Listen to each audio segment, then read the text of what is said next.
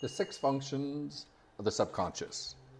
Before you start making changes in your subconscious mind, you must understand its nature and functions. It was designed to be your servant, to fulfill orders given to it by your conscious mind. Since it was designed to serve, it makes a very poor master. Yet, most people allow it to control their lives. The subconscious consists of your desires, whims, emotions, and the energy that drives you to satisfy them. Centuries ago, King Solomon wrote, "For as a man thinketh in his heart, so is he." The word heart, of course, meant the seat of the emotions, which is the subconscious, and he was certainly right. The force that drives you to conduct yourself in your usual manner is not what you think consciously, but subconsciously. What your subconscious believes is a difference between success and failure, sickness and health, happiness and unhappiness, and it has 6 vital functions. The first, the subconscious serves as a memory bank or computer. With the help of billions of tiny interconnecting nerve cells, everything we have ever seen, heard, smelled, tasted, felt, or experienced in any way is permanently stored in the brain in a maze of memory patterns which, when activated, feed information back into the conscious mind. Nothing we have learned or experienced is ever erased from these cell patterns unless a portion of the brain is injured or removed. This mind or memory bank is like a computer in more ways than one. In hypnosis, we can recall early childhood memories that are completely forgotten by the conscious mind.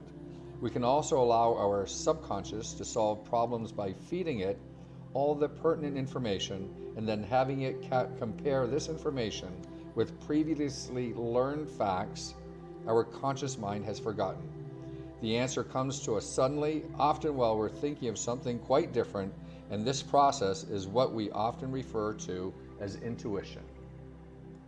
Police departments in many cities are taking advantage of the mental computer concept of the subconscious by using hypnosis to help cooperative witnesses recall incidents their conscious minds have suppressed.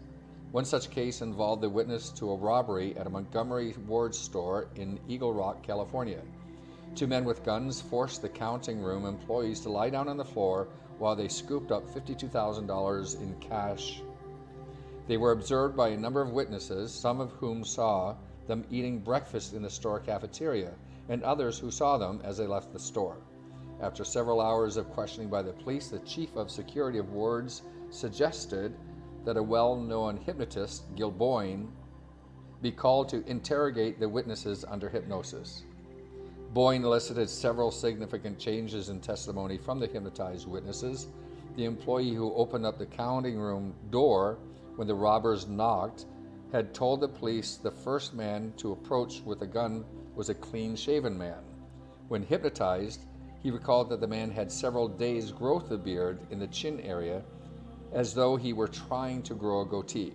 The witness who saw them leaving the store said the robbers had a black fiberboard case, and the employee who opened the door for them agreed. Under hypnosis, they remembered that the second man carried a blue airline flight bag and 2 words stenciled in black and white on the back. Several other significant changes in testimony were elicited under hypnosis. One man remembered a license number on an automobile he had seen parked in the store parking lot as the store was opening 2 weeks before the robbery. This turned out to be a stolen plate, but his detailed description of the car and its occupants led to the apprehension of the 2 men, one of whom had $16,000 on his person, which was confiscated. One of the men was on parole after serving a sentence for armed robbery. In another case, a Coachella, California bus driver who had been kidnapped with 26 children was able to recall certain license plate numbers while hypnotized, which he could not consciously remember. You know a lot more than you think you do. You just need to learn to operate your mind's computer properly. The second function of the subconscious mind controls and regulates the involuntary functions of the body, such as breathing, circulation, digestion, and elimination. Since tension or stress inhibit these processes, they are responsible for the symptoms of psychosomatic illnesses. Hypnosis is the most effective method of reestablishing their normal functioning because it can reach the controlling force. Hypertension can be controlled, resulting in lower blood pressure. Indigestion and constipation can be eliminated, and many other psychosomatic diseases can be treated effectively by your direct orders to your subconscious mind while in hypnosis. I cannot emphasize too strongly, though, that you should consult a medical doctor to be certain a disease is psychosomatic before proceeding with its treatment via hypnosis. A problem caused by bacterial infection could become critical without proper medical treatment. The proper hypnotic suggestions, working in conjunction with medical treatment, bring about a more rapid recovery, which we will elaborate upon in a later chapter. The third function of the subconscious is the seat of our emotions, and this accounts for its domination of the conscious mind. Since the emotions govern the strength of our desires, and since our desires govern our behavior, we are at the mercy of our subconscious unless we learn to control it. When we have conflicting desires, the subconscious one usually wins. The subconscious desire to conform to religious or ethical principles will inhibit an equally strong conscious desire to commit some undesirable act. We always do the thing we most want to do, and our every contemplated act is the result of one desire outweighing another. Since the subconscious houses the emotions which govern the strength of our desires, it is obviously that it decides our course of action. Furthermore, if the conscious mind has done a poor job of programming it, the subconscious will do a poor job of regulating our decisions and consequent behaviors. As stated previously, the subconscious mind is incapable of discrimination and believes anything it is told. If it could be made to believe that you would die on a certain date, you would surely do so. This death programming has been carried out successfully many times among people who believe in voodoo. If a believer knows that a doll representing him has had a pin stuck through its heart, he dies. We say a believer because the subconscious only accepts what the conscious mind believes. An old man in a small Nebraska town was convinced he would die if he took a bath. His greatest fear was that he would become sick and be taken to a hospital where he knew the first thing on the agenda would be a bath. His bones became brittle with age, and one day he fell and broke his hip. He died, protesting, as they bathed him the next day in the local hospital. Subconscious beliefs can cure or not. The fourth function of the subconscious is the seat of our imagination. Those who say they have no imagination have only suppressed it. It is still there, often actively working against their best interests and well-being. Children have lively imaginations, but as they emerge into adulthood and experience a number of painful confrontations with reality, they become afraid of imagination. They fear more disillusionment or disappointment. Still, their imagination continues to work, and because it is undirected, it may turn them into extreme pessimists who imagine only what they hate or fear. Life's failures are usually such pessimists and defeatists whose subconscious beliefs determine their actions. A belief in failure results in failure. If you need proof that your subconscious or conscious mind cannot be overruled by your subconscious, try the following experiment and pit all your logic and willpower against your subconscious, in this case, your imagination. First, lay a 10-foot plank of wood, 1 foot wide, on the ground and walk the length of it. You will find that it's quite easy because your subconscious mind does not object. Now lay the plank on a roof-to-roof between two 10-story buildings and try to walk across from one roof to the other. Your subconscious believes you will fail and fall. Your conscious mind can reason that the plank is the same one that you walked on the ground, but no amount of conscious willpower or reasoning can overcome your imagination. If you try to walk the plank, you will imagine you're going to fall, and you will. However, if you were hypnotized and your subconscious was convinced that you wouldn't fall, you could walk between the buildings with ease. Creative imagination is one of the greatest secrets. All successful artists, musicians, engineers, architects draw their so-called talent from their subconscious minds. Most fine works of art were created while the artist was in some sort of self-hypnosis. In this state, the imagination is dominant while the reasoning mind is dormant, and creative powers are at their peak. Mozart claimed his musical inspiration were formed in dreams, independent of his will. Newton solved most of his mathematical problems while in so-called dreams. Goethe said his greatest poems were written while in a dreamlike state.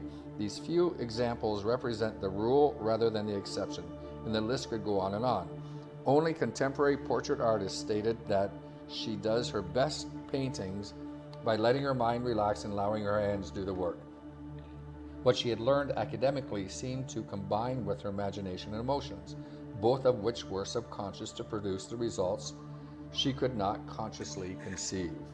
Imagination can destroy if it is not controlled. If you imagine your marital partner is unfaithful, you will act accordingly and perhaps ruin your marriage. If you imagine people don't like you, your responses will be such that they won't. Conversely, if you imagine yourself to be a friendly, well-liked person, you will make friends easily. If you learn to control your imagination, it will work for you creatively. Since it is located in the subconscious mind, hypnosis is the most practical way to harness its power. The fifth function of the subconscious carries out our habitual conduct. It manages and controls the activity we have reduced to a habit. After you've learned such customary activities as driving a car, dressing yourself, or playing tennis, you no longer have to direct them with your conscious mind. Your subconscious takes over and does a better job of it, as you can easily discover by thinking of which leg to move the next time you're running down the stairs. However, don't try this experiment, because if you do, you're certainly to fall. The sixth function of the subconscious is the dynamo that directs our energy, the energy that drives us to fulfill our life's goal. It generates and releases this energy relentlessly, and if the conscious mind does not direct it, it is directed by chance or circumstances. Behavior is merely energy expressed. This energy cannot be destroyed, nor can it be created. It can only be directed or redirected. Since the subconscious constantly and automatically uses its energy to proceed toward a goal, unless you set a goal for it to achieve, it will either choose its own or proceed toward a goal someone else has suggested. Without your direction, it may strive towards illness, failure, or some other destructive goal, and it always achieves what it sets out to accomplish. Here again is a case where the subconscious mind should be the obedient servant. It does not make a good master. It is incapable of choosing a proper goal. It is like a gushing fire hose. Properly directed in the hands of a fireman, its force quenches a fire and saves the lives and property. But if the fireman lets loose, it can play havoc, knocking him off his feet and causing a great deal of damage.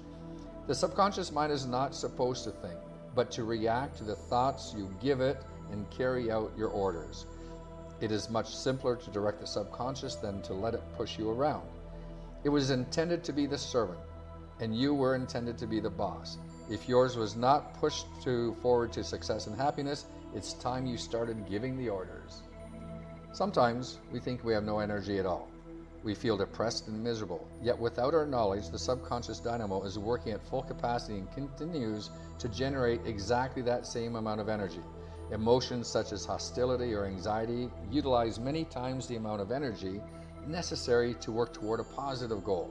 Although we may not realize that hate, fear, or resentment are present in our subconscious to a dangerous degree, our seeming lack of energy is often the result of their draining away the energy we need to live. The amount of energy generated in the body does not diminish. We simply channel it improperly. The person who succeeds in his job or business, who is drawing a high salary and making big money, has chosen success for his goal, whether by conscious choice or by accident. Possibly, he was fortunate enough to have had the idea planted in his mind by his parents or someone else he loved and admired as a child. Regardless of how the goal got there, he was bound to succeed. His full energy was used to achieve his goal and not wasted on fear or anger, either of which would have left him too fatigued to succeed by their excessive demands on his energy supply. The man who always gives up when he gets to a certain point has failure as a goal. He was probably reprogrammed as a child to believe he wasn't capable of amounting to much, or that he was incapable of handling responsibility. Everyone is striving toward a goal, even if the goal in life is indolence. Few people realize this fact because Often, the goal is buried in the subconscious. Your subconscious wants to receive guidance from your conscious mind. That is what nature intended. It will do exactly what it is told because it is its natural function. You can direct it towards success, better health, or anything else you desire, and it will achieve it for you, even though consciously you have forgotten what you ordered. Once an idea becomes fixed in the subconscious, it is fed back to you into your daily behavior and makes you what you are. There is only one form of energy in the subconscious, and it is neither positive or negative. It is up to you to direct it toward you and to work for you instead of against you. Using self-hypnosis, you can control your future by channeling this energy constructively.